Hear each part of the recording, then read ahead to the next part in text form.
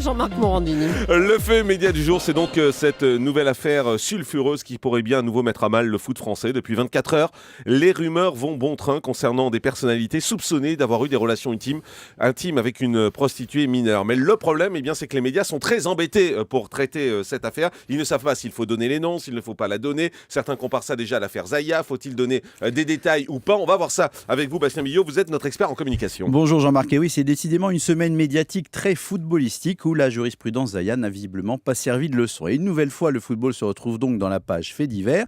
Vous en souvenez, avant-hier, on évoquait ici même l'affaire Patrice Evra, dont les frasques avaient été révélées par la presse anglo-saxonne avec une soirée légèrement débauchée sur une boîte et dans un hôtel des Champs-Élysées. Eh bien aujourd'hui, un nouvel international français est dans la tourmente et hier matin, les médias ont commencé à annoncer de manière plutôt prudente qu'un joueur de football était mis en cause dans une affaire de relation avec une prostituée mineure.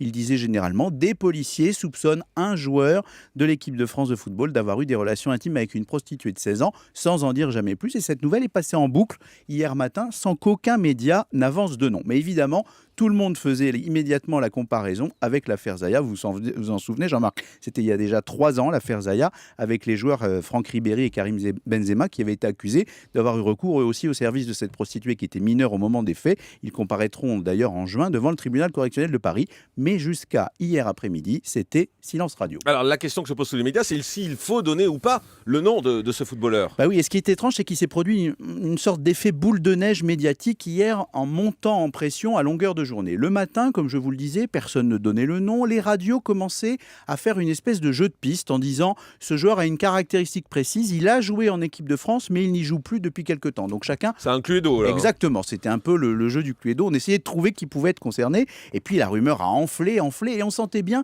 que chaque média guettait fébrilement celui qui allait révéler enfin le nom, puisque les noms circulaient, pour s'engouffrer dans la brèche. Et c'est ce qui s'est passé hier, dans l'après-midi, puisque les chaînes info, notamment LCI et BFM TV, ont commencé à avancer un nom, celui d'un footballeur de 22 ans qui s'appelle Yann M'Vila.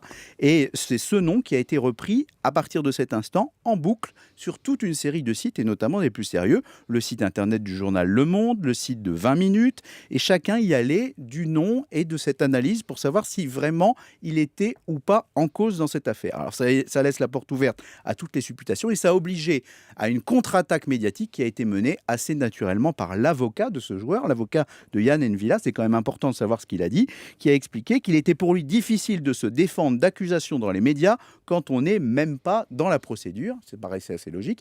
Et d'ailleurs, le joueur lui-même, par l'intermédiaire de proches, a fait savoir qu'il niait catégoriquement d'avoir eu des relations sexuelles. Mais là où le problème est important, c'est que les médias ont encore ajouté une couche en rappelant que Yann M'Vila avait été suspendu de l'équipe de France pour des histoires de frasques nocturnes dans une affaire précédente, qu'il ne jouait donc plus en équipe de France jusqu'en mars 2014. Et résultat, ce matin, le Parisien fait sa une avec cette question vers une nouvelle affaire Zaya.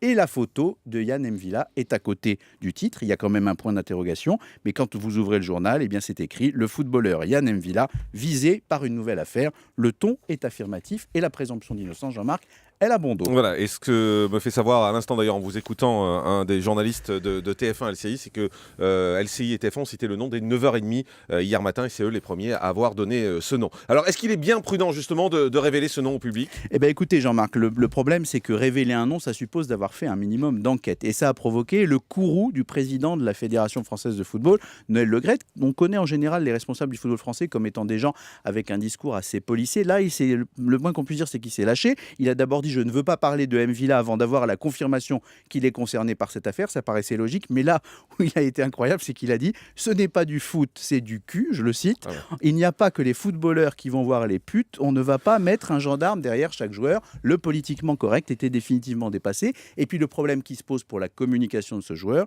c'est qu'évidemment sur Internet, le mal est fait, ce qu'on appelle l'irréputation est définitivement dégradée, puisque quand on tape les mots-clés qui sont associés à son nom, on a évidemment tout ce qui concerne cette affaire et qu'il va falloir mettre en place une véritable stratégie de gestion de crise pour essayer d'endiguer cette vague médiatique qui n'en finit pas. Les batailles judiciaires à venir, Jean-Marc, ne sont vraiment rien à côté des ravages du buzz médiatique. Effectivement, gestion de crise dont vous êtes spécialiste d'ailleurs, Bastien Billot. Merci beaucoup d'avoir été en direct avec nous.